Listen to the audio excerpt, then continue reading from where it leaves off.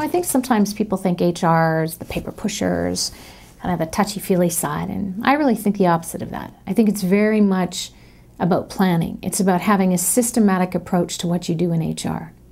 When it comes to orientations, we recommend you have a checklist that details everything you do every single time a new employee starts, and that you do the same thing for each employee. Consistency builds trust. Start building that on the very first day. Some things I'd recommend you have in the checklist. Make sure that all the employees within the organization know that a new employee is starting, especially the team that they're going to be working on. Make sure that they know that person's coming and what they're going to be doing. Be really clear there's a training plan in place. Make sure business cards are there, already on their desk, prepared. It'd be good if they had a desk, a chair, a computer, a phone, all those key things they need to do their jobs.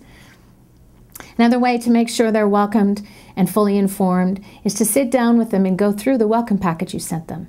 Make sure they understand everything that is inside that handbook. What does the org chart mean? Where are they in the scheme of things? Go through the forms for the benefits. Make sure everything is filled out and detailed. It puts their mind at ease so that they can get to the job at hand, which is orienting themselves with your company. Set them up with a buddy, someone to take them around and introduce them to people. Show them where the kitchen is, show them where the bathroom is. Statistics show that employees who make friends at work longer during the day, but also stay with organizations long term. What if you set up a plan that every single time a new employee started the first week, the whole team went for lunch in a casual, relaxed manner? Whatever it is you want to do, have a plan in place. Have a checklist that's specific for your organization and follow it every single time. A well-executed plan is absolutely a road to success. There's huge cost to not doing it well.